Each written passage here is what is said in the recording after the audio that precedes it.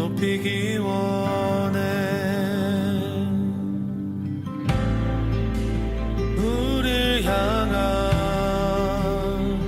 놀라우신 주의 사랑,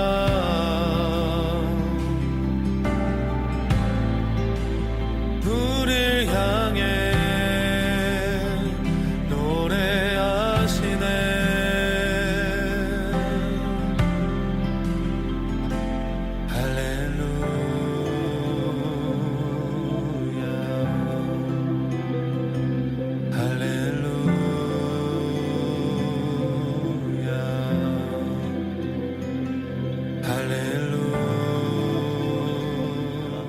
함께 은혜 받으실 하나님 말씀은 디도서 1장 1절로 4절 말씀입니다. 한 절씩 번갈아가며 읽겠습니다. 하나님의 종이요 예수 그리스도의 사도인 나 바울이 사도된 것은 하나님이 택하신 자들의 믿음과 경건함에 속한 진리의 지식과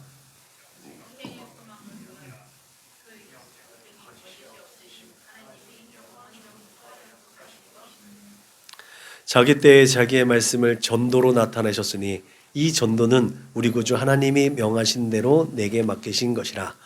같은 믿음을 따라 나의 참 아들 된 디도에게 편지하노니 하나님 아버지와 그리스도 예수 우리 구주로부터 은혜와 평강이 내게 있을지어다. 아멘.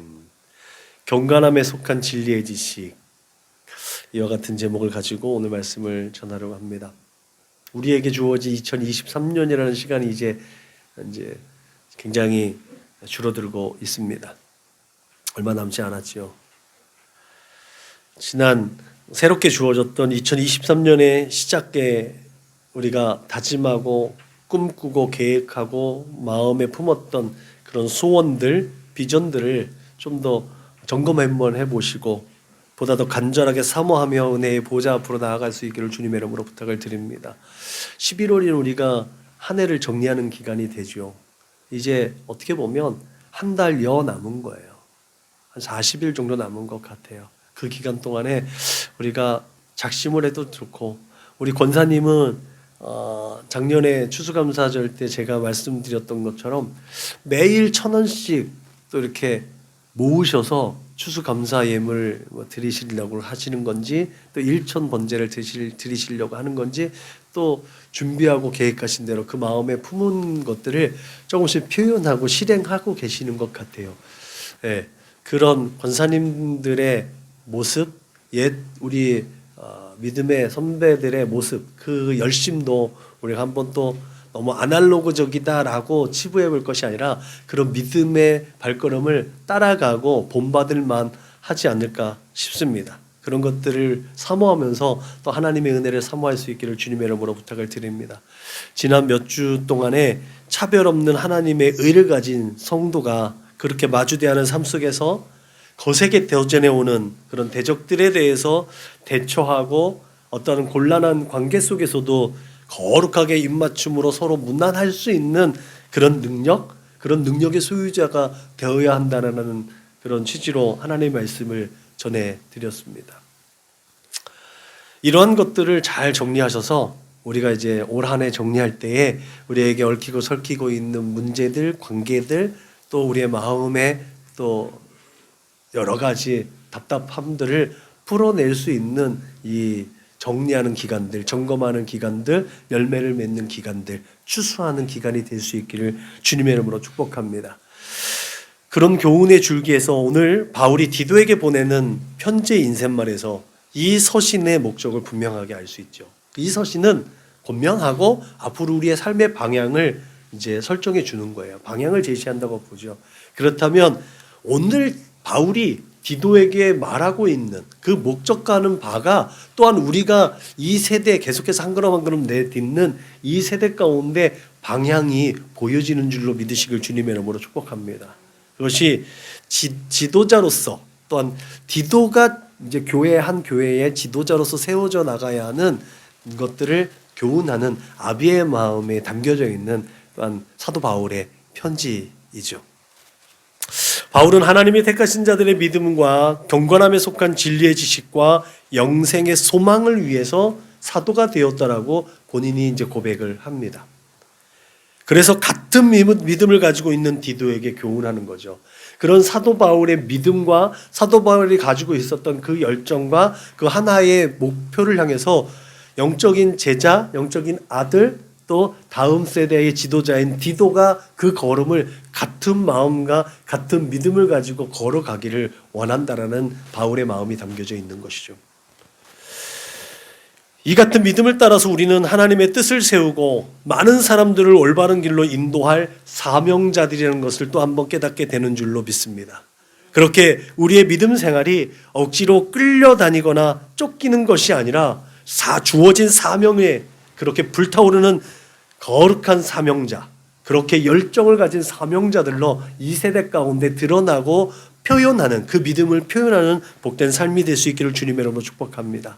가장 먼저 사명자인 우리는 그렇게 우리의 믿음이 하나님이 택하셨다라는 확신 가운데 있어야 내가 사명자라는 것을 인식할 수 있는 줄로 믿으시길 바랍니다. 여러분 구원받으셨습니까? 언제? 어느 때?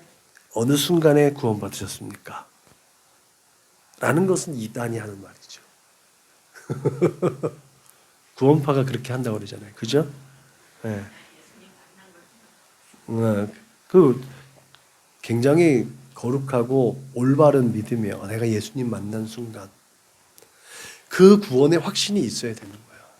나도 모르게 참회의 눈물을 흘리며 하나님 앞에 온전하게 순결하게 깨끗하게 정결하게 그렇게 나아갔던 그때, 하나님께서 나를 그렇게 꼭 안아주셨던 그때 내가 하나님의 가슴에 품에 안겨 있고 하나님 명부에 네가 정말 예수 안에 있는 자구나 라고 기억되어진 그때, 그 구원의 감격과 구원의 확신이 있어야 우리는 온전한 믿음 생활을 할 수 있음을 믿으시기 바랍니다. 이것이 하나님의 선물입니다. 은혜로 주어진 것이기 때문에 내가 아무 대가 없이 치러진 그 하나님의 선물이기 때문에 그 누구에게든지 가서 나 자랑이 아니라 하나님을 자랑할 수 있고 하나님을 표현할 수 있고 하나님을 드러낼 수 있음을 믿으시길 주님의 이름으로 부탁을 드립니다. 그래서 사도 바울이 나의 나된 것은 오직 하나님의 은혜로 된 것이다라고 하신 말씀이 우리의 삶 가운데 날마다 적용되어야 될 줄로 믿으시길 바랍니다. 그렇다면 여러분, 이 구원받았다는 증거를 우리가 그러면 어떻게 사람들한테 증언할 수 있느냐는 거예요. 그것을 증언할 수 있습니까? 표현할 수 있습니까? 네, 표현할 수 있습니다. 그 표현의 방법이 오늘 이 시간에 나와서 하나님께 예배 드리는 이 모습이에요. 내가 구원받았다는 증거가 지금 우리가 이 예배 의식을 통해서 참회의 기도를 올려드리고 우리 주 예수 그리스도로 새롭게 하늘의 옷을 입고 하나님을 찬송하고 예배하는 이것이 바로 우리가 구원받은 증거인 줄로 믿으시길 바랍니다. 교인도 있잖아요. 그들도 하나님께서 긍휼히 여기심을 받아서 그 자리에 있는 거라는 거죠. 성도와 교인이 구별되어져야 된다고 분명히 말하고 있습니다. 그냥 교회 문턱만 밟고 돌아가는 것이 아니라 성도는 오늘 드려지는 이 경건함 가운데서 하나님 앞에 참된 예배를 드려지는 것 가운데 공급되어진 교훈을 따라서 세상 가운데 그 믿음을 표현하고 하나님의 뜻대로 살려고 몸부림치는 거죠. 내 뜻과 내 마음대로 사는 것이 아니라 하나님께서 이 상황과 이 형편 가운데 나를 통해서 어떠한 역사를 이끌어내실까 그렇게 몸부림치며 하나님 앞에 간구하고 하나님 앞에 소원하고 하나님의 뜻을 깨닫기 위해서 몸부림치는 삶, 그것이 바로 성도의 삶인 줄로 믿으시길 바랍니다. 그런데 많은 사람들은 표적을 구하죠. 이것이 오늘날이나 예수님 시대나 동일한 겁니다. 그래서 예수님께서도 악하고 음란한 세대가 표적을 구하나 요나의 표적밖에는 보여줄 표적이 없다라고 하신 것이죠. 그럼에도 불구하고 우리가 어떤 목적을 가지고 살아갈 때 가장 확실한 증거는 표징입니다. 뭔가 시각적이고 자극적이고 경험주의적이고 검증하고 납득되어져야 하는 지금 우리가 이 시대 속에서 눈으로 보고 귀로 듣고 손으로 만져야 조금이라도 믿음이 생기는 이 세대, 우리가 살아가는 이 세대를 부인할 수는 없습니다. 어떻게 보면 오늘 디도에게 보내는 이 편지를 여는 바울은 디도를 비롯해서 바울의 뒤를 잇는 후세대 지도자들에게 가장 원초적인 믿음을 다시 고백하게 하는 것 같습니다. 그 믿음 위에, 예수 그리스도의 그 십자가의 믿음 위에 우리의 믿음이 서 있어야 한다는 것을 다시 한번 되짚어 주는 것 같습니다. 그래서 바울은 하나님이 택하신 자들의 믿음에 대한 책임을 가지고 그 믿음을 다시 증언하고 있는 거예요. 너희들이 지난 시간에 얘기했잖아요. 하나님의 거룩하심을 받은 그 성도에게, 부르심을 받은 성도에게 복음을 전하는 것이 똑같은 이치 아니겠습니까? 오늘 디도에게도 그런 표현을 쓰고 있는 거죠. 지금까지 여러분, 바울이 복음을 전파하고 있는 지역은 끊임없이 표적을 구하는 유대인들과 지혜를 찾는 헬라인들이 있었던 곳이라는 것을 우리가 간과할 수 없어요. 그런 면에서 오늘 이 시대에 우리가 살아가는 상황과 바울이 가지고 있었던 그 1세기의 상황은 별반 차이가 없다는 거죠. 늘 끊임없이 복음은 사람들에게 외면당하고, 늘 끊임없이 복음은 사람들에게 거부당하여지는 상황 가운데 있다는 거예요. 왜요? 원수마귀 사단이, 이 어둠의 세력들이 이 세상을 주관하고 있기 때문에 그렇습니다. 잠시 동안 하나님께서 그들에게 잠시 내어주고, 여러분, 그런 곳에 역설적이게도 바울은 십자가의 도를 증거하고 있는 거예요. 그리고 이 역설적인 진리에 대해서 디도뿐만 아니라 지금 우리도 그 십자가의 도를 증언해야 한다는 사실이죠. 특히 이방 세계에서 또는 디아스포라 유대 민족이 예수에 대한 이야기가 직접적인 증인들에 의해서 전해지고 있는 그 상황 가운데서도 그 직접적인 증인들, 사도들과 증인들은 끊임없이 순교를 당하고 있었던 상황이었다는 점도 우리는 간과할 수 없다는 거예요. 하나님의 복음이 세상 끝까지 전파되어지는 일을 위해서 쓰임받는 사도와 증인들이 죽임을 당하고 있다. 그들이 소멸당하고 있다. 아닌가? 라고 의문을 품을 수 있는 상황들이 얼마나 많은 상황이냐는 거죠. 그럼에도 불구하고 2000년이 지난 지금까지도 그 십자가의 도를 전하는 사도들과 증인들은 끊임없이 확장되어져 왔다는 것이 이 역설이고 성령의 능력이고 성령께서 이끌어 가시는 하나님의 역사인 줄로 믿으시길 주님 여러분 축복합니다. 여러분, 소위 속사도들, 사도들의 제자들, 그 사도들도 복음 때문에 죽음을 당하고 있었습니다. 그렇기 때문에 그 제자의 제자들, 그 성도들은 그것을 지켜봐야 되는 상황이었고, 그렇게 지켜보는 상황 속에서 배교할 수 있는, 예수님을 또한 배신할 수 있는 상황들이 많았어요. 그런 가운데서도 그 믿음을 지켜야 됐고, 그 모든 환난과 고난과 그 역경들을 견뎌야만 했다는 거죠. 그래서 이 편지는 쓰여져야만 했습니다. 더군다나 이들이 경험하고 있는 표징은 부끄럽고 어리석은 것이었습니다. 십자가에 달려 죽은 예수처럼 그의 증인들 모두 그렇게 죽거나 죽게 될 이유였기 때문에 많은 사람들에게는 부끄럽고 어리석은 증거였어요.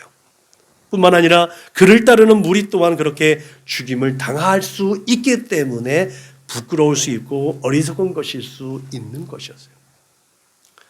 이스라엘이라는 정체성을 가진 사람들은 나무에 달린 자마다 저주를 받는다는 것을 알고 있었어요.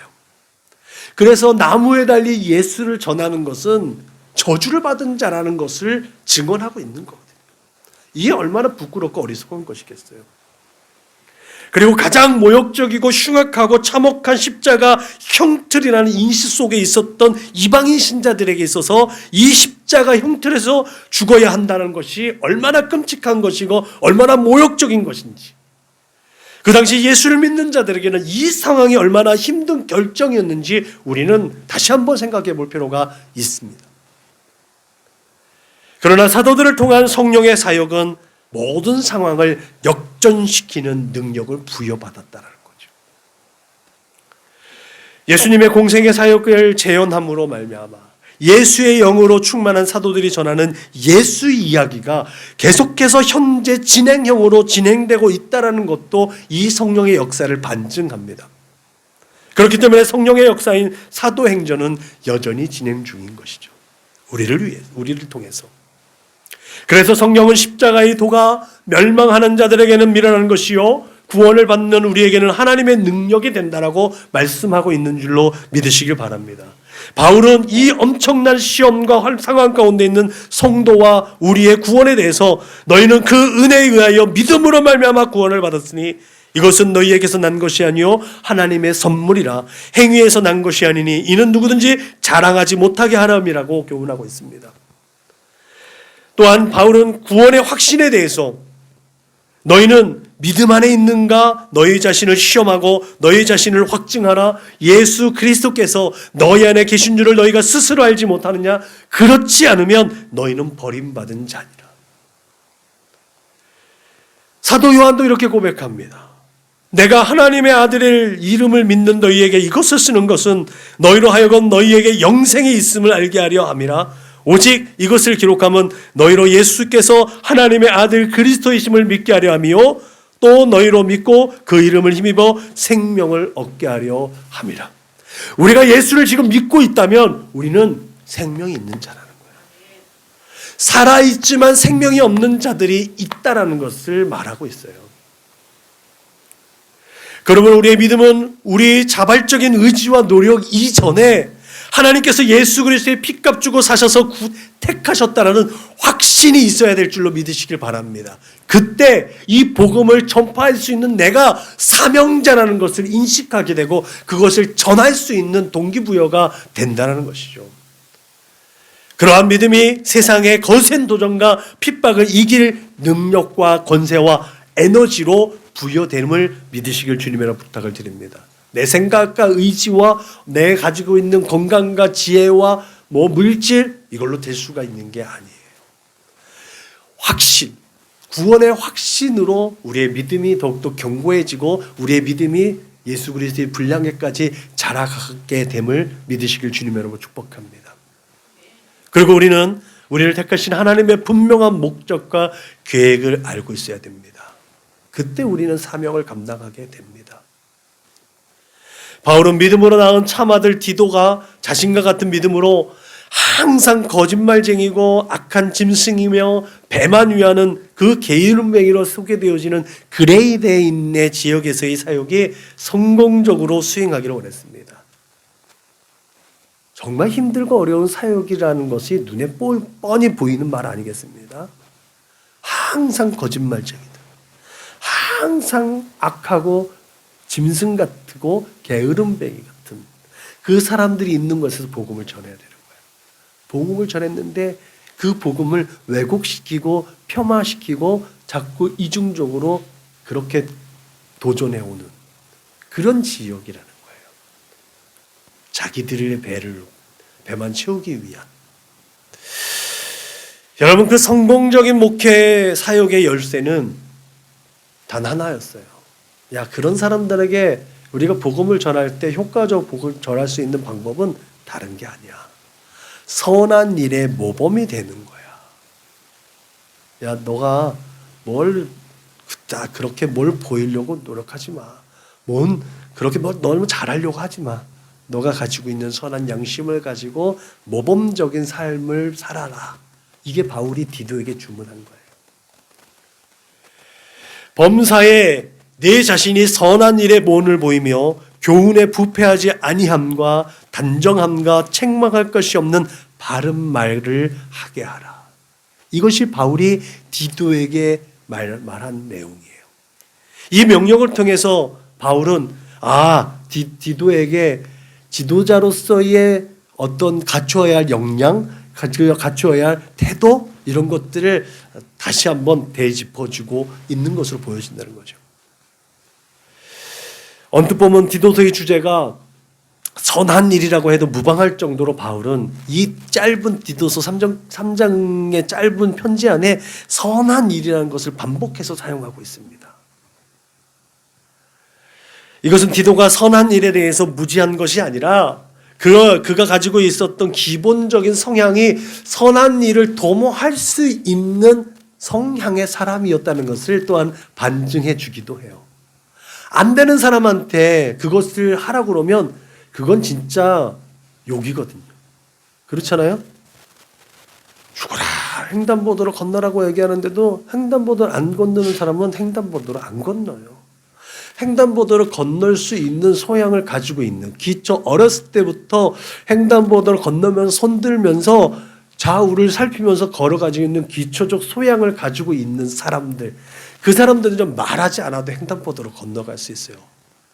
그런 사람들한테 부모가 나갈 때 차 조심하고 길 건널 때 횡단보도로 잘 건너 라고 얘기하지. 그러지 않은 가족은요, 그 엄마가 아빠가 아기 있는데 그냥 무단횡단해요. 그런 아이한테 그 부모가 야, 길 건널 때 횡단보도로 건너라 라고 얘기할 수 있겠어요? 소양이 안 돼 있어요. 엄마도 무단횡단 하면서 아빠도 무단횡단 하면서 나도 내 편한 대로 가야지. 기본적인 구조가 형성이 되어져 있기 때문에 주문할 수 있는 거예요. 바울이 디도에게 야, 선한 일에 모범을 보여라 라고 했을 때 디도의 성향이 이 선한 일을 할 수 있는 토대가 마련되어져 있다는 것을 보여주고 있는 것이죠. 여러분, 실제로 디도서의 내용을 보면 선한 일이란 실제적인 삶의 현장에서 이루어지고 있는 경건하고 의로운 삶의 모습을 지향하고 있습니다. 늘 끊임없이 디도는 그 선한 일을 나타내기 위해서 경건함, 하나님을 의식하며 살아가고 있었다는 것을 이제 반증합니다. 그래서 바울은 디도에게 바울과 또한 디도와 그렇게 함께 동역할 수 있는 사람들이 모여져 있는 이 교회의 지도자로서 능히 바른 교훈으로 권면하고 거슬러 말하는 자들을 책망하게 했습니다. 젊은 사역자인 디도에게 그 교회를 책망할 수 있도록 하는 것, 누가 뭐라고 할 수 없는 거예요. 그리고 교회의 질서를 위해서 오직 바른 교훈에 합당한 것을 말하게 했습니다. 그래서 믿음의 공동체가 선한 일을 열심히 하는 하나님의 백성으로 성장할 수 있도록 그 양육의 책임을 지도자가 먼저 본을 보이고 지도자가 이끌어 갈 수 있도록 했다는 거죠. 정말 소위 우리 말대로 나를 따르라 할 수 있는 거예요. 바울도 야, 너희는 나를 본받는 자라 되라 라고 얘기했었던 이유가 여기 있는 거예요. 야, 내가 선한 일에 너희들에게 모범을 보인 것처럼 너희도 너희들을 따르고 있는 교회의 지도자로서 선한 일에 모범을 보일 수 있는 자가 되라 라고 있는 거죠. 그렇게 교회의 지도자는 선한 일을 가르칠 의무와 책임을 가진 존재라는 것을 다시 한번 깨닫게 됩니다. 앞에서 말했듯이 그레데인들은 항상 거짓말쟁이고 악한 짐승이며 배만 위하는 게으름뱅이로 인식되었습니다. 그렇기 때문에 그 기질과 습성을 가지고 교회에 들어온다면 교회는 외형적으로는 풍성하겠죠. 그렇지만 내부적으로는 갈등이 증폭될 수 있는 거예요. 계속 이간질하고 계속 다른 말을 하고 항상 거짓말하고 이간질해서 교회를 내부 분열시키는 수 있는 소질을 가지고 있었다는 거예요. 그런 사람들이 오면 사람 숫자는 많죠. 그러나 교회는 계속해서 힘들어질 수 있다는 거예요. 더군다나 유대인들의 허탄한 이야기와 진리를 배반한 사람들의 명령을 믿는 자들이 혼탁하게 할 수 있는 모든 요소를 갖추고 있었기 때문에 아까 얘기했던 것처럼 교회의 복음은 끊임없이 도전을 받는 거예요. 그래서 이 초대 교회에도 이단들이 많았다는 거죠. 영지주의자들과 또 그들의 교훈의 영향으로 인해서 교회는 계속해서 흔들렸어요. 교회는 계속해서 어려움을 당하고 있었습니다. 그 좌초될 직면에 늘 끊임없이 있었던 게 1세기 이 시대의 교회였다는 거죠. 그렇기 때문에 교회의 지도자에 있어서 건전한 신학과 공동체 생활을 위한 기본적인 훈련과 지침은 필수적이었다는 거예요. 그렇기 때문에 성도에게 복음을 전하는 로마서의 바울의 모습처럼 오늘 디도 얼마나 훈련을 잘 받은 교회의 지도자인데 그럼에도 불구하고 바울은 야 네가 경건함에 속한 진리의 지식을 다시 한번 깨달아. 그것을 가지고 있는 사명자야라는 것을 다시 한번 체크해주고 있다는 거죠. 중요한 것은 우리가 알고 있는 선이라는 개념에 대해서 다시 한번 짚고 나가야 돼요. 도대체 선한 일은 무엇이냐는 거예요. 우리가 이 세대를 살아갈 때 선한 일은 뭐냐는 거예요. 착하고 양심을 가지고 살아가는 것만이 선한 일이냐는 거예요. 누구를 도와주고 누구의 또 힘들고 어려운 일들을 긍휼히 여기고 그들에게 베풀어지는 것이 선한 일이냐는 거예요. 물론 그것도 선한 일이죠. 그러나 성경에서 말하고 있는 선한 일은 그 차원에 머물러 있지 않다라는 거예요. 여러분, 세상적인 의미에서 선한 일로 구원을 받을 수 없는 이유가 여기에 있는 거예요. 오늘 디도서에 등장하는 선한 일은 아가도스라는 헬라어를 씁니다. 이게 굿이라는 말이에요. 좋다라는 의미를 가지고 있죠. 이 아가도스는요, 사물이나 인격의 타고남이나 우수성을 표현할 때도 훌륭하다는 의미로 사용되어질 때도 이 아가도스라는 말을 사용했습니다. 그런데 이 아가도스가요, 어떤 철학적 의미를 담고 그 문학적인 담론에서 종교적인 의미를 부여할 때 이 아가도스는요, 신적인 의미를 부여합니다. 그 권위를 부여합니다. 그래서 이 아가도스는요, 구원을 의미해요. 그래서 헬레니민족 문화 속에서 신적 의미가 가미되어져 있는 이 아가도스는 구원으로 연결됩니다. 그래서 이 선한 것, 이 아가도스라는 이 선은 구원으로 동일하게 여겨집니다.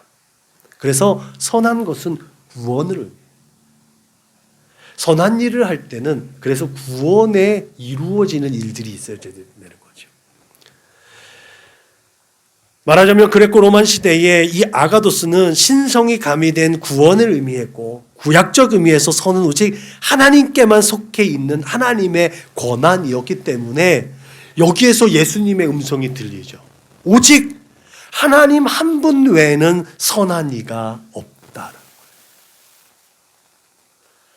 그런데 오늘 바울이 디도에게 교훈하는 본서에서는 우리에게 맡겨진 사명은 선한 일을 통해서 증명되어져야 한다고 또 우리에게 말하고 있죠. 이 구원은 절대적으로 하나님에 속한 것인데 어떻게 우리에게 맡겨졌어? 예수 안에 있는 자에게 특별하게 주어진 하나님의 공유라는 거죠. 하나님께서 자신의 것으로만 주장하지 아니하시고 우리와 함께 공유하고 계신다는 거예요. 그렇게 하나님께 속한 선을 행하기 위해서 우리는 하나님께 속하지 않으면 선한 일을 생각할 수도 없고 도모할 수도 없다라는 결론에 도달하고 있다는 거죠. 그래서 하나님이 배제되어져 있는, 하나님의 영광과 하나님의 영광을 위한 목적이 배제되어져 있는 선한 일들은 구원을 이룰 수가 없는 거예요. 그게 세상에서의 선한 일과 하나님의 일과의 구별됨입니다. 선행, 좋은 일이죠. 근데 이 선행이 꼭 구원에 이르게 하지는 않는다라는 것도 우리가 분명히 기억해야 될 줄로 믿으시길 주님의 이름으로 축복합니다. 이것이 카톨릭의 선행을 통해서 구원을 얻는다는 반박 이론입니다. 여러분, 하나님께서 우리 주 예수 그리스도 안에서 영생의 복을 허락받은 존재에게 그렇게 하나님의 일을 할 수 있도록, 그 일을 감당할 수 있도록 은혜와 능력과 권세를 부여해 주심을 믿으시길 주님의 이름으로 축복합니다. 그때 우리는 선한 일을 도모할 수 있는 거예요. 구원을 얻는 일에 하나님과 동역하는 하나님의 동역자들로 세워질 수 있음을 믿으시길 주님의 이름으로 축복합니다. 그렇게 우리는 하나님의 동역자라는 사실을 늘 끊임없이 인식하고 내가 하나님께 속해 있는가, 내가 예수 그리스도 안에 있는가를 늘 끊임없이 점검할 필요가 여기에 있는 줄로 믿으시길 바랍니다. 우리가 알고 있듯이 동역은 같이 일하는 거예요. 하나님께서 하나님의 능력과 지혜와 권세를 주셔서 야, 그 일을 해라고 우리를 그냥 내몰아 놓지 아니하시고 하나님께서 그 일을 하실 때 하나님의 마음이 있는 그곳에 하나님의 시선이 머물러 있는 그곳에 우리와 함께 하시다는 사실을 기억하시길 주님의 이름으로 부탁을 드립니다. 우리가 때로는 좌절하고 낙심할 수 있는 그때에 하나님 이것을 우리에게 나에게 감당하게 하셨고 하나님 왜 어디 계세요? 라고 물어볼 때가 있어요. 그게 잘못되시나요? 하나님은 그때도 우리와 그 자리에 함께 가고 계시다는 거예요. 우리가 우리의 시선이 하나님의 시선을 따라가지 못했기 때문에 하나님을 잃어버릴 수 있었다는 것을 기억하시길 바랍니다. 그때도 하나님께 집중하고 하나님의 영광이 되는 일인지를 체크해 볼 수 있어야 될 줄로 믿으시길 주님의 이름으로 부탁을 드립니다. 여러분, 믿는 자에게 선한 일이란 값없이 주어진 구원의 은총입니다. 그렇기 때문에 우리가 선한 일을 한다고 했을 때 실제로 주어진 우리의 삶의 현장에서 구원의 역사가 진행되어져야 한다라는 것, 구원의 역사가 진행되고 있는지를 확인해 볼 수 있기를 주님의 이름으로 부탁을 드립니다.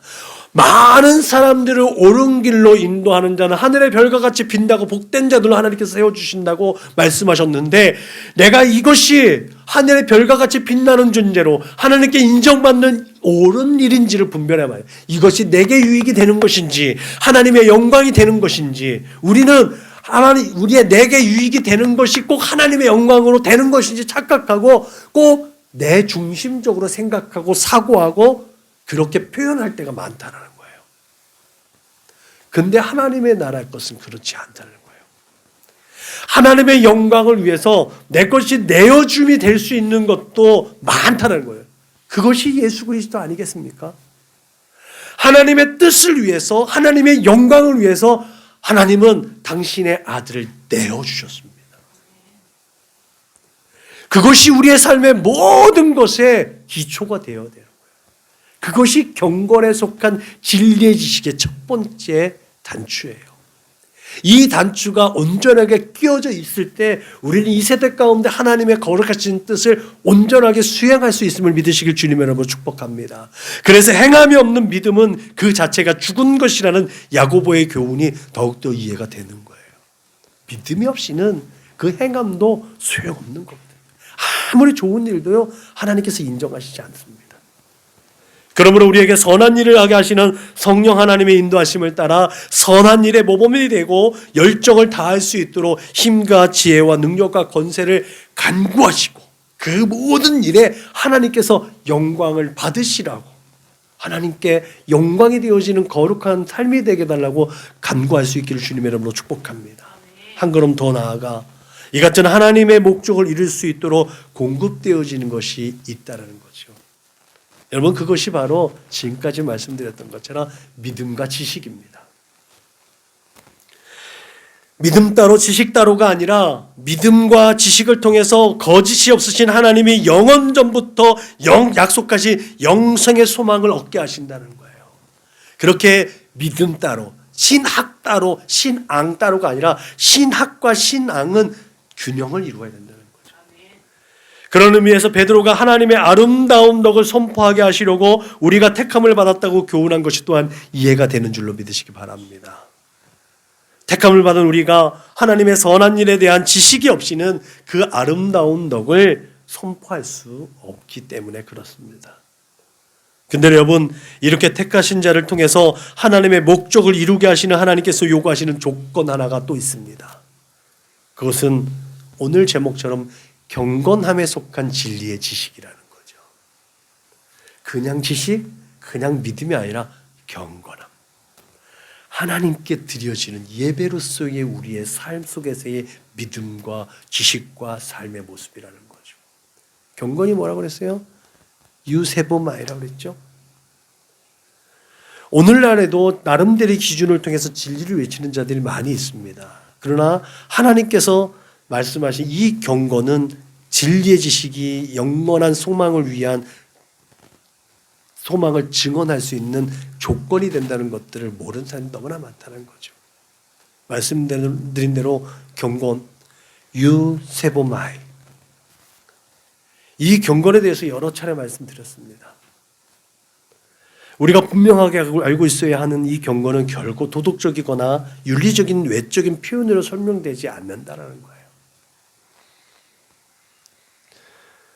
사도 바울이 디모데에게 편지하는 그 편지에서 이렇게 하죠. 크도다 경건의 비밀이요 그렇지 않다 하는 이 없도다. 이는 육신으로 나타나신 바 되시고 영으로 의롭다 하심을 받으시고 천사들에게 보이시고 만국에 선포되시고 세상에서 믿음 받으시고 영광 가운데 올려지셨느니라고 하신 이 말씀을 통해 볼 때 경건은 예수 그리스도를 근거하고 있기 때문에 그렇습니다. 예수께서 보여주신 그 행위, 예수께서 보여주신 모범, 예수께서 보여주신 본, 하나님께 드려지는 것, 그게 경건이라는 거죠. 그렇기 때문에 진정한 경건이란 예수 그리스도 안에서의 삶의 방식을 말합니다. 우리가 지금까지 알고 있었던 좋은 예배라는 의미에서의 경건이란 그래서 하나님과의 관계를 회복하게 하신 예수님을 근거로 하지 않고서는 도저히 이루어지지 않는다는 명제를 또한 갖게 되죠. 어쩌면 그래서 경건은 하나님 앞에 서 있는 예배자라는 가장 적합한 단어이기도 합니다. 그래서 전도라는 단어가 성경에 별로 없는데 오늘 본문 3절에 있죠. 본문에 등장하는지도 모릅니다. 전도는 아무나 할 수 있는 게 아니라는 거예요. 오늘 본문에 전도로 번역된 헬라어 케리그마, 이 케리그마도 우리가 세상에 나가서 전도할 때 가장 큰 능력이 나타나는 하나의 도구가 되는 거죠. 예수 그리스도로 말미암아 영생을 회복한 존재이기 때문에 하나님의 나라를 능력 있게 선포한다는 의미로 이해되어집니다. 케리그마. 그러므로 예수 믿는 자였기 때문에 너무 열심히 살고 열심히 살아야겠죠. 나 예수 믿는 자이기 때문에 정말 열심히 살았어요. 이런 말은 별로 필요하지 않다라는 거예요. 믿음이 좋은 것처럼 행동하려고 하지 마십시오. 네. 다만 예수를 아는 가장 고상한 지식을 힘써 알려고 몸부림은 치십시오. 그것이 경건입니다. 예수를 아는 지식이 깊어지면 깊어질수록 여러분들은 더 깊은 경건의 삶을 영위할 것이고 더욱더 밀접하게 하나님 앞에 세워질 줄로 믿으시기 바랍니다. 바울이 디도에게 보내는 이 편지를 통해서 우리는 교회를 교회되게 하시고 성도를 하나님의 자녀되게 하신 예수 그리스도를 아는 삶의 지혜가 생명의 길로 인도한다는 사실을 더욱더 확실하게 믿게 되고 확신하는 줄로 믿으시기 바랍니다. 세상의 거짓 교훈과 망령된 행실을 버리는 유일한 길, 그 길은 바로 예수 안에 있는 참된 생명을 공유하는 것입니다. 이것이 믿음이고 경건이고 절제이고 사랑입니다. 그러므로 하늘에 속한 신령한 삶을 소망하는 저와 여러분들이 날마다 예수와 함께 십자가에 못 박히고 부활의 참 기쁨을 즐거워하는 능력 있는 삶을 살아낼 수 있기를 주님의 이름으로 축복합니다. 기도하겠습니다. 하나님 감사합니다. 우리의 삶의 자리 가운데 내가 너무 예수 믿는 자로 너무 잘 살려고 노력하지 않게 하여 주옵소서. 믿음이 좋은 것처럼 행동하려고 하지 않게 하여 주옵소서. 하나님께서 주시는 은혜대로 그 믿음을 표현할 수 있도록 나의